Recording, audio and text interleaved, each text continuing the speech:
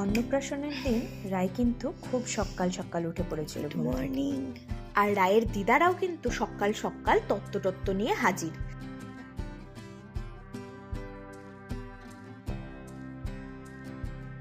আর সমস্ত রান্নার সামগ্রীও সাথে এনেছিল, কারণ দিদাদেরকেই কিন্তু রান্না করতে হবে রায়ের জন্য। আসলে আমার শ্বশুর বাড়ির এটাই নিয়ম যে মামার বাড়ি মানে দাদুর বাড়ি থেকেই আর কি সমস্ত জিনিস আসবে রায়ের জন্য, সে স্নান করার জিনিস হোক বা জামা কাপড় হোক আর খাওয়ার জিনিসই হোক না কেন, সমস্তটাই দাদুরা দেবে। তাই আমার বাবার বাড়ি থেকে রায় যেটুকু খাবে সে সমস্তটা তারাই নিয়ে গেছিল।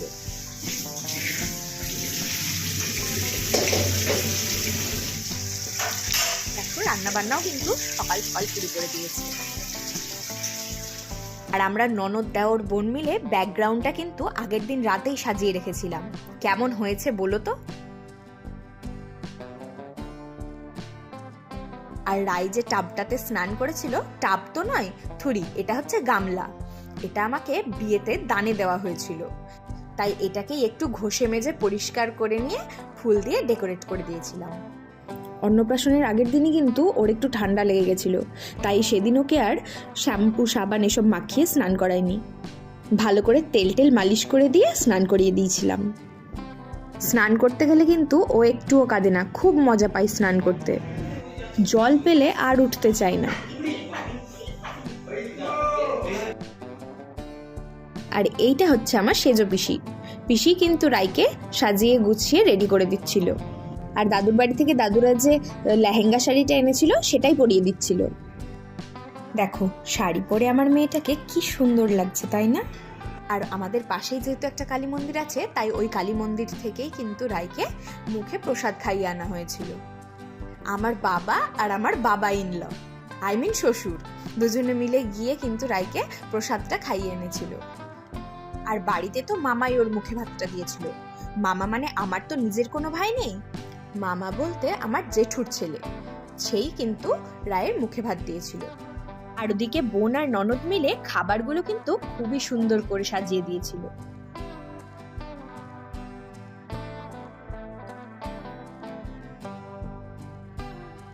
আর ওদিকে আমাদের রায়বুড়িকে দেখো, একবারে শাড়ি টাড়ি পরে ফিটফাট রেডি। আর এদিকে রায়ের দিদা রায়ের পায়ের মল দুটো পরাতে ভুলে গেছিলাম বলে পরিয়ে দিচ্ছিল।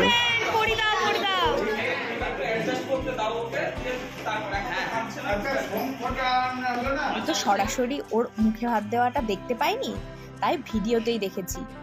তোমরাও দেখলেই বুঝতে পারবে, মানে এত ভালো লাগছিল। কারণ সচরাচর যে কোনো বাচ্চাই কিন্তু মুখে ভাতের দিন অনেক লাইটস ক্যামেরা তারপর আবার এত লোকজন দেখে একটু ঘাবড়ে যায়, নার্ভাস হয়ে যায়, ওই জন্য কান্নাকাটিও করে। আর এদিকে আমাদের রায়বুড়িকে দেখো, কান্নাকাটির তো কোনো বালাই নেই আর বিরক্তি ভাবও নেই এক ফোঁটাও।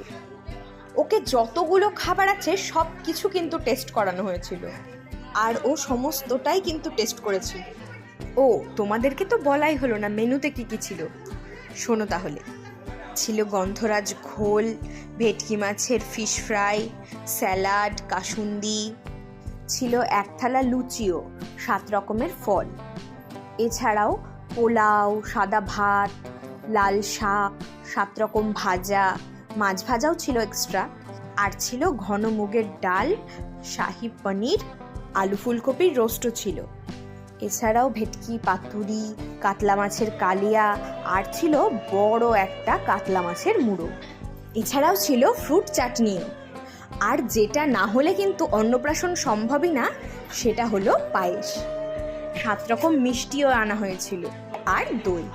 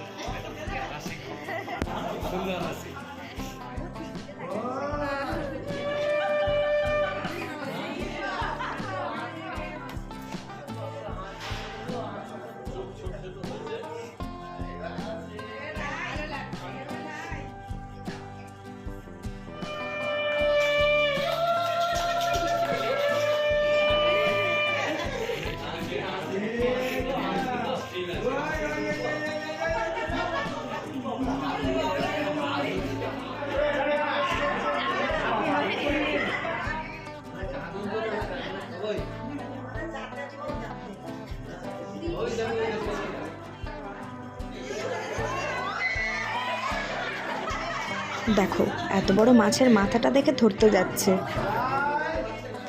ওর অন্নপ্রাশনের ভিডিওটা দেখলে তোমাদেরও খুব ভালো লাগবে।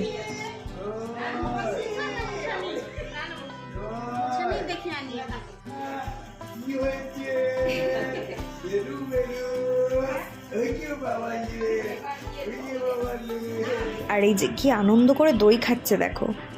দইয়ের চামচটা ওর মুখের কাছ থেকে সরিয়ে নিয়েছে বলে দেখো কি করে চামচটার দিকে তাকাচ্ছে।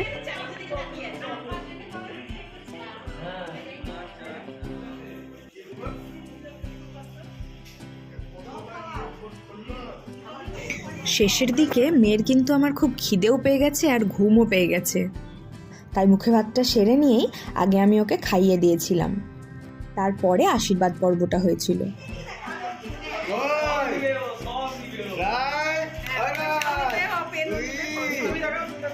এখন যিনি আশীর্বাদ করছেন তিনি হলেন আমার ঠাকুমা শাশুড়ি, মানে রায়ের বড় মা।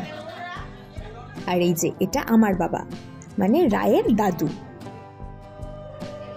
এইটা আমার শ্বশুর বাবা আর রায়ের ঠাকুরদা। আর ইনি হচ্ছেন আমার শাশুড়ি, মানে রায়ের ঠাম্মি। এটা আমার জেঠিমা। এটা হচ্ছে আমার বড় কাকি শাশুড়ি। এটা একটা পিসি শাশুড়ি। আর এটা তো আগেই বললাম আমার সেজ পিসি।